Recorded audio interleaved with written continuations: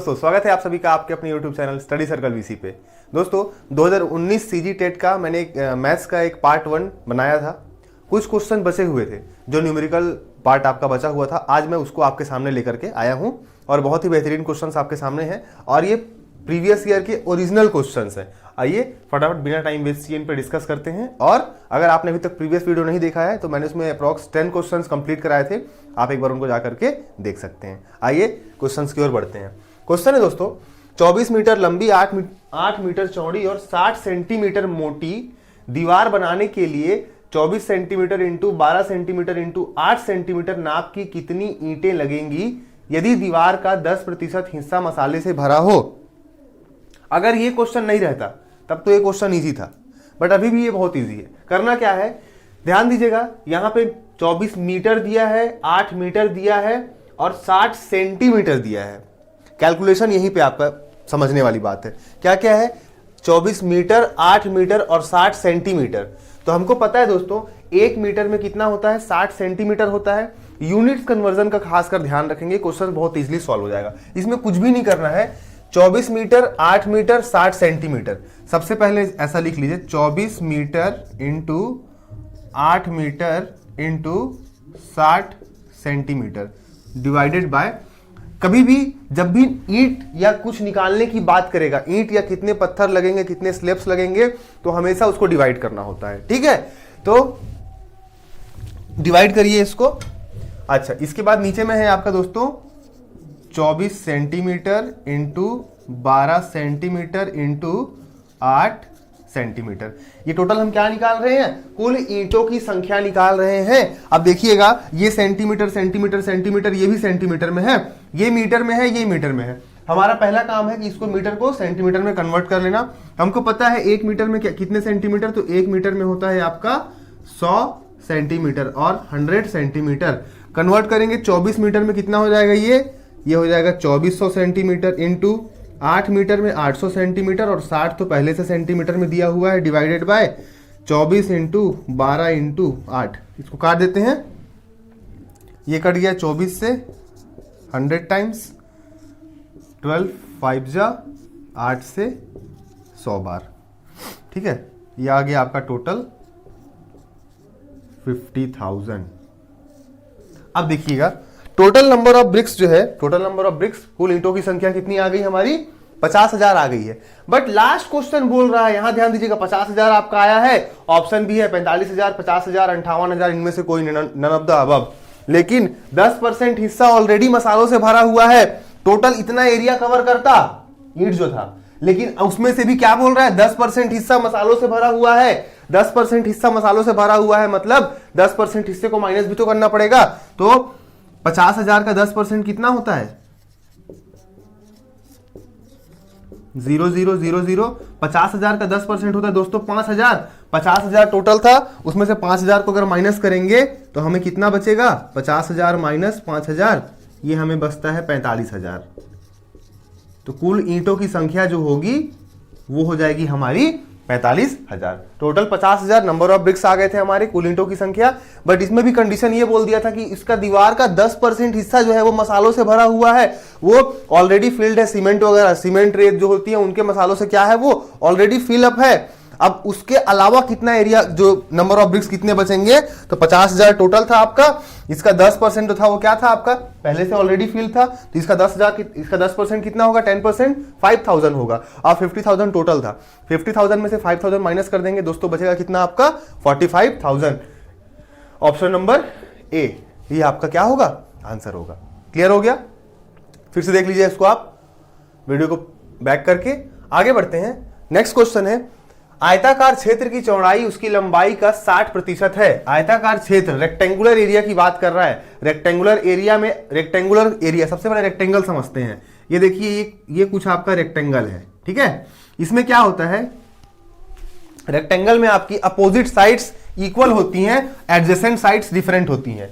Opposite sides क्या होती हैं, इक्वल होती हैं, और एडजेसेंट साइड्स क्या होती हैं, डिफरेंट होती हैं। ये अगर आपका लेंथ है, ये आपका ब्रेड्थ है। लेंथ, ये आमने सामने वाले क्या होंगे, ये इक्वल होंगे, जबकि ये ब्रेड्थ जो होगी ये इसके इक्वल होगी, ये इसके इक्वल होगी, और लेंथ इसके इक्वल होगा, ठीक है। और ये और लेंथ और ब्रेड्थ क्या होते हैं आपस में, एडजेसेंट साइड्स होते हैं, ठीक। अच्छा, आयताकार क्षेत्र की चौड़ाई उसकी लंबाई का 60% है। चौड़ाई मतलब ब्रेड्थ, लंबाई मतलब लेंथ। चौड़ाई उसकी लंबाई का 60% है। जो क्वेश्चन बोल रहा है एज इट इज उतार देते हैं। चौड़ाई उसकी लंबाई का 60% है। चौड़ाई कितना है, लंबाई का 60% है। चौड़ाई को मैं बी लिखता हूं, लंबाई को मैं एल लिखता हूं। 60% है मतलब परसेंट मतलब क्या होता है, हमेशा अपने आप में 1/100, 1/100। Percent means 1/100, clear. तो 60% मीन्स 60/100, 23 जा 25 जा, ठीक है। अब यहां से मेरे को देखिएगा चौड़ाई और लंबाई का रेशियो मिल जाएगा दोस्तों 3 और 5। बस मेरा काम यहीं पे खत्म हो जाता है।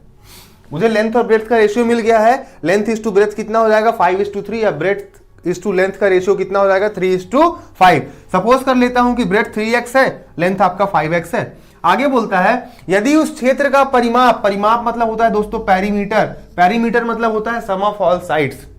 परिमाप क्या होता है, किसी भी मैथ्स के अंदर कोई भी आपको डायग्राम होगा, उसके जितने भी साइड्स होंगे उन सारे साइड्स का जो सम होता है वो उसका पेरीमीटर कहलाता है, परिमाप कहलाता है। Sum of all sides of any diagram, ठीक है। परिमाप कितना है 800 मीटर दिया हुआ है। अब देखिएगा जो आपका रेक्टेंगल होता है, आपका जो आयत होता है, आयत का जो परिमाप होता है दोस्तों वो होता है 2 लंबाई धन चौड़ाई। परिमाप जो होता है ये होता है 2 लेंथ प्लस ब्रेड्थ। क्लियर हो रहा है। परिमाप कितना होता है, परिमाप का फॉर्मूला होता है आयत का परिमाप बराबर 2 लेंथ प्लस ब्रेड्थ, ठीक है। Perimeter of rectangle equal to 2 multiply bracket में लेंथ प्लस ब्रेड्थ। अब परिमाप बोल रहा है ऑलरेडी 800 मीटर दिया हुआ है, लेंथ प्लस ब्रेड्थ ये हमको रेशियो दिया हुआ है दोस्तों ना। एक्चुअल में कितना होगा, लेंथ होगा हमारा 5x, ब्रेड्थ होगा हमारा 3x, ठीक। लेंथ कितना है 5x प्लस ब्रेड्थ है हमारा 3x। 800 equal to 2, 5 plus 3 8x, 8 2 जा 16x। डायरेक्ट काट रहा हूं, 16 पंचे 80। x की वैल्यू आ गई दोस्तों 50। x की वैल्यू 50 आ गई है, यहां पे रख देता हूं तो लेंथ मुझे मिल जाएगा 50 इंटू 50 250 मीटर, और ब्रेड्थ मिल जाएगा 50 3 150, ठीक है 150 मीटर। लेंथ आ गया कितना हमारा 250 मीटर, और हमारा ब्रेड्थ आ गया दोस्तों 150 मीटर। अब लास्ट में क्या बोलता है, तो उस क्षेत्र का क्षेत्रफल कितना होगा, उस क्षेत्र का क्षेत्रफल कितना होगा, area of rectangle. Area of rectangle होता है दोस्तों length multiply by breadth. Area equal to length multiply by breadth. Length निकल गई है मेरी 250 और ब्रेड्थ आ गई है 150। इसको मल्टीप्लाई कर दीजिए आपस में, 37,500 मीटर स्क्वायर। 37,500 मीटर स्क्वायर आपका क्या हो जाएगा, आंसर हो जाएगा। देख लीजिए फर्स्ट है 18,750, ये रहा बी। 37,500 मीटर स्क्वायर क्या होगा आपका एरिया हो जाएगा। इसमें क्या करना था दोस्तों, सबसे पहले आयताकार क्षेत्र की बात किया था।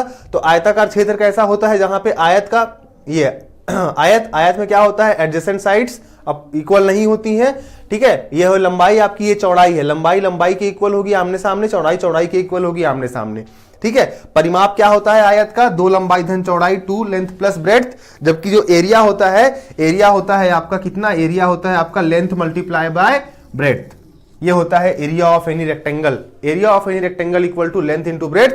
वीडियो को फिर से बैक करके देख सकते हैं। आइए कुछ और ऐसे ही इंटरेस्टिंग क्वेश्चंस की ओर आगे बढ़ते हैं और उन्हें सॉल्व करने की कोशिश करते हैं। ओके दोस्तों, आगे बढ़ते हैं। हमारा आज का थर्ड क्वेश्चन है, 3 संख्याओं में से पहली और दूसरी संख्या का औसत दूसरी और तीसरी संख्या के औसत से 15 अधिक है। पहली और तीसरी संख्या का अंतर होगा 15, 45, 60, नन ऑफ दीज। 3 संख्याएं हैं टोटल। पहले हम बात कर लेते हैं एवरेज की। औसत मतलब होता है एवरेज। जैसे कोई भी 3 संख्याएं हैं 5, 10, 15, ठीक। इनका एवरेज कैसे निकालेंगे।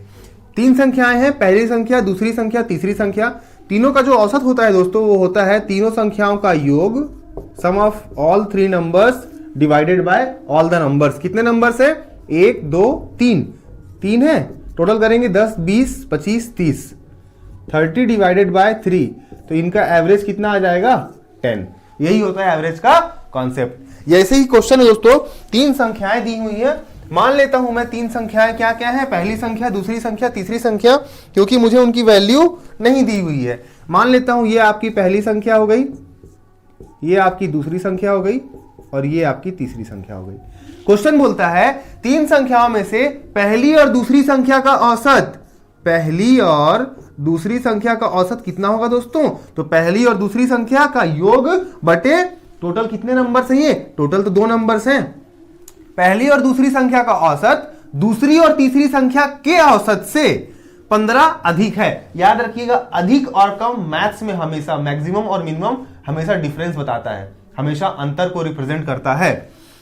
क्या बोलता है? पहली और दूसरी संख्या का औसत दूसरी और तीसरी संख्या के औसत से, दूसरी और तीसरी संख्या का जो औसत होगा, देखिएगा दूसरी और तीसरी दो संख्याएं हैं, लेकिन नंबर में तो 1 और 2 ही होगा ना, 2 ही नंबर का टोटल तो है।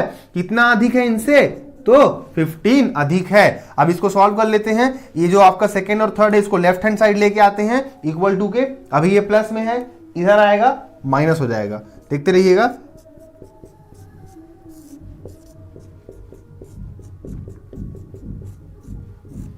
Equal to 15।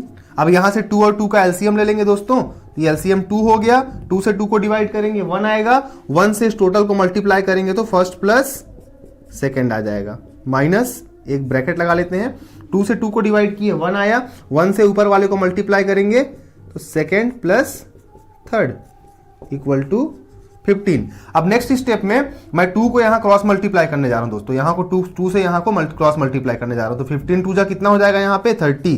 तो फर्स्ट प्लस सेकंड, ध्यान दीजिएगा माइनस और यहां पे कुछ नहीं है तो मतलब प्लस है, plus minus minus second plus minus minus third equal to 15 2 जा 30, क्रॉस मल्टीप्लाई किया मैंने, 15 दूनी 30।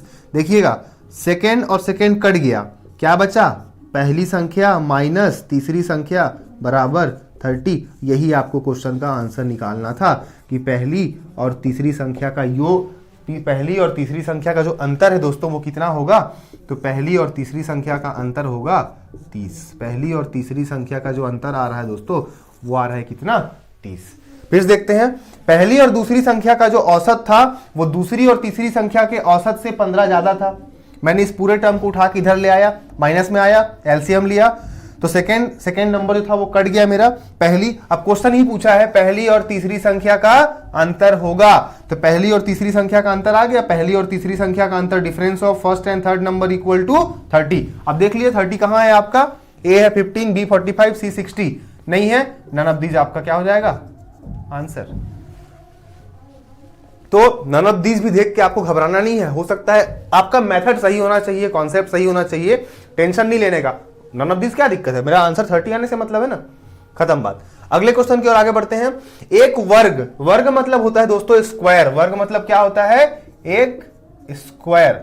एक स्क्वायर की चारों भुजाओं, चारों साइड्स के साथ एक हवाई जहाज उड़ता है। मान लेते हैं दोस्तों एक वर्ग है, वर्ग मतलब क्या होता है? ऐसा क्षेत्र जिसकी चारों जो साइड्स होती हैं वो इक्वल हो, ठीक है। मान लेते हैं ABCD एक वर्ग है। वर्ग मतलब क्या होता है? स्क्वायर, और स्क्वायर मतलब जिसकी सारी साइड्स इक्वल होती हैं। Area bounded by 4 sides whose all sides are equal called square. कोई भी ऐसा क्षेत्र जिसके चारों साइड्स जो होती हैं वो इक्वल होती हैं। अगर ये 4 है तो ये भी 4 होगा, ये भी 4 होगा, ये भी 4 होगा। अगर ये 10 है तो ये भी 10 होगा, ये भी 10 होगा, ये भी 10 होगा। ये होता है स्क्वायर का कॉन्सेप्ट, ठीक। परिमाप हो जाएगा 4 इंटू साइड, और इसका जो एरिया होता है, area of square side square, side multiplied by side. अब बात करते हैं, एक स्क्वायर के चारों भुजाओं के साथ एक हवाई जहाज 200, 400, 600, 800 किलोमीटर प्रति घंटे के वेग से उड़ता है। 200, 400, 600 एंड 800 किलोमीटर पर आवर के स्पीड से उड़ता है। तो उसका उस वर्ग के चारों ओर का एवरेज वेग कितना होगा? एवरेज स्पीड कितनी होगी? एवरेज स्पीड की बात करते हैं। मान लेते हैं ए से बी तक गया होगा 200 की स्पीड से, ठीक है, बी से सी तक गया होगा 400 की स्पीड से, सी से डी तक गया होगा 600 की स्पीड से, और डी से ए तक गया होगा 800 की स्पीड से। अलग अलग स्पीड से क्रॉस किया। पहले ए से बी तक गया होगा 200 किलोमीटर प्रति घंटे की स्पीड से, बी से सी तक गया होगा 400 किलोमीटर पर आवर की स्पीड से, सी से डी तक गया होगा 600 किलोमीटर पर आवर की स्पीड से, और डी से ए तक आया होगा 800 किलोमीटर पर आवर की स्पीड से। बोलता है चारों तरफ उसका एवरेज जो स्पीड है वो कितना होगा। तो एवरेज के लिए मैंने आपको क्या बताया, सम, ठीक है, सम कर देते हैं 200 plus 400 plus 600 plus 800 divided by बाय 4 क्यों किया मैंने, टोटल कितना है 1 2 3 4, 4 टर्म्स से ऐड करिए, 4 2 6, 6 6 12 और 8 20, 2000 डिवाइडेड बाय 4, ये आपका कितना रहेगा 500 किलोमीटर पर आवर। ये उसका औसत वेग, बोल सकते हैं एवरेज स्पीड, ठीक है। एवरेज स्पीड कितनी आ गई दोस्तों 500 किलोमीटर पर आवर।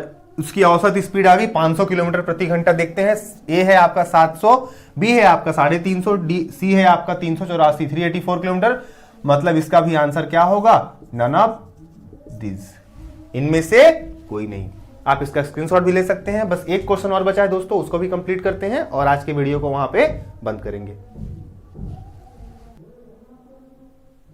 ठीक है दोस्तों, हमारा जो लास्ट का क्वेश्चन, आज का इस वीडियो का जो लास्ट क्वेश्चन है वो है 5th नंबर का क्वेश्चन। देखते हैं, किसी व्यक्ति के दैनिक उत्पादन का 33:1/3, 33 सही 1/3%, दूसरे व्यक्ति के दैनिक उत्पादन का 50% है।